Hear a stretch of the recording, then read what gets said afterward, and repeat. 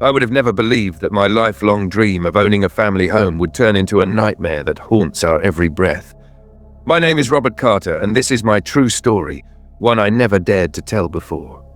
When we found that old Victorian house on the outskirts of Riverside for a price that seemed too good to be true, we thought our luck had finally changed.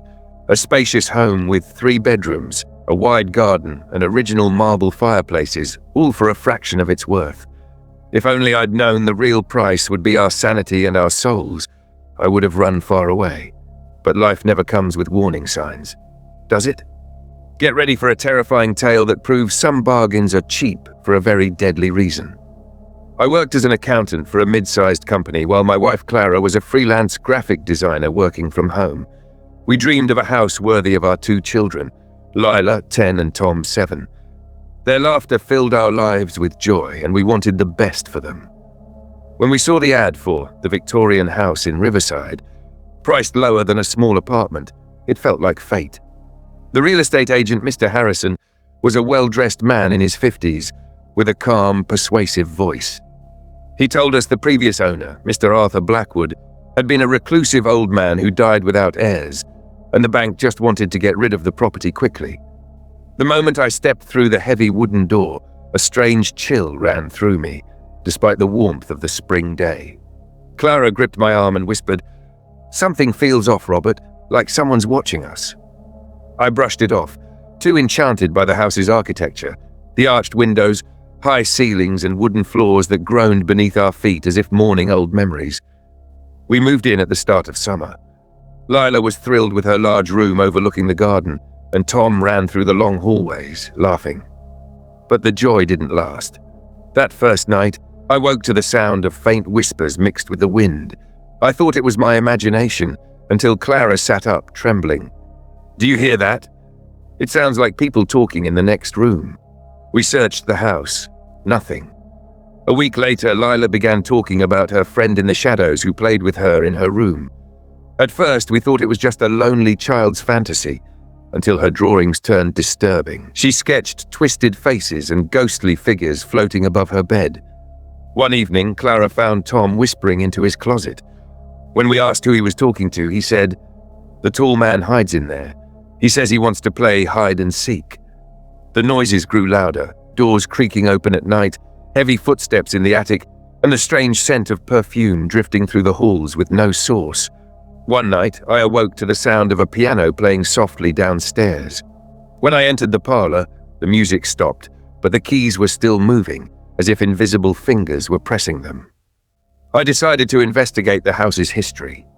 At the town library, I discovered the land had once been a mass grave for victims of a 19th century epidemic. The house was later built in 1890 by the Blackwood family, whose last descendant, Arthur, was found dead in the main hall under mysterious circumstances. But the real horror began when I tried planting roses in the garden. While digging, my shovel struck something hard, a stone slab. When I cleared the dirt, I saw it was a gravestone, carved with the words, "Elizabeth Blackwood, 1865 to 1890. She never left." There wasn't just one. As I kept digging, more gravestones appeared, dozens of them. We had been living atop a cemetery. After that, the activity turned violent. Doors slammed shut, dishes shattered, and blood-curdling screams echoed from the basement. Clara's health began to deteriorate, her eyes sunken from sleepless nights. The worst came one night when I heard Lila crying. When I entered her room, I saw a tall black shadow leaning over her bed. I screamed, and it vanished. But Lila sobbed, "It's the crying lady! She wants to take me with her!" We called a priest for help, but as he began to pray, the furniture flew across the room, windows shattered, and a hysterical laugh filled the air. He fled in terror. One stormy night, I woke to a whisper in my ear. "You are trespassers on the land of the dead." I opened my eyes, only to find the dark figure sitting on my chest, paralyzing me. The next day, I spoke with our elderly neighbor, Mr. Davis, who revealed the horrifying truth. Arthur Blackwood wasn't the last resident. Entire families had disappeared from that house in the 1970s and again in the 1990s, each buying it cheap, each vanishing without a trace. Then I learned the unthinkable. Mr. Harrison, the realtor, was part of a satanic cult that offered human sacrifices to the vengeful spirits buried beneath the house. He sold the property to unsuspecting families as offerings, to appease the dead. When I confronted him, he smiled coldly and said, "You were the perfect choice. A beautiful young family. The spirits crave fresh blood." When I returned home, chaos awaited. Furniture floated in mid-air, the walls bled, and I heard the terrified screams of Clara and the children upstairs. I ran to Leela's room and found them surrounded by swirling shadows. The stench of death filled the air. Tom sobbed while Leela tried to shield him. Clara, trembling, held a pair of scissors and shouted, "You will not take my children!" As the shadows lunged, Clara began reciting an old prayer she barely remembered from childhood. The darkness recoiled, screaming in agony. I grabbed the kids and ran downstairs, but the front door was sealed shut by an unseen force. Through the window, I saw Harrison and his cult members in the garden, chanting in the rain. "They're offering us as a sacrifice," Clara cried. Desperate, I remembered something from Arthur Blackwood's journal I had found earlier. The only way to break the curse is to destroy the source, the first body buried in the graveyard. I ran into the garden through the storm, digging frantically at Elizabeth Blackwood's grave while the shadows tried to drag me back. Harrison shouted in fury, but something held him in place. When I reached the coffin and pried it open, I found bones still intact, holding a cross turned upside down. I snatched it and snapped it in half. A deafening scream ripped through the night. The shadows vanished. The rain stopped. The moon broke through the clouds. When I looked back, Harrison and his followers were gone, their black robes lying empty on the ground.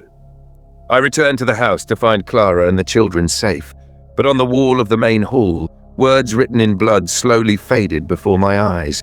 "We will not spare the next intruders." We fled the next morning, leaving everything behind.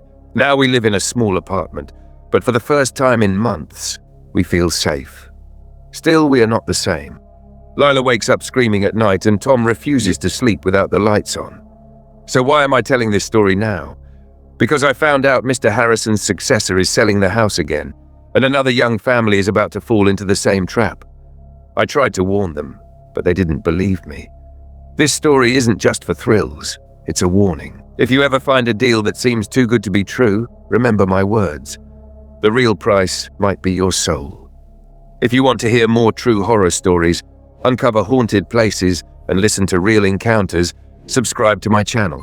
Together we'll reveal the dark secrets the spirits want to keep hidden. Subscribe now and turn on notifications, because you never know, the next story might be yours.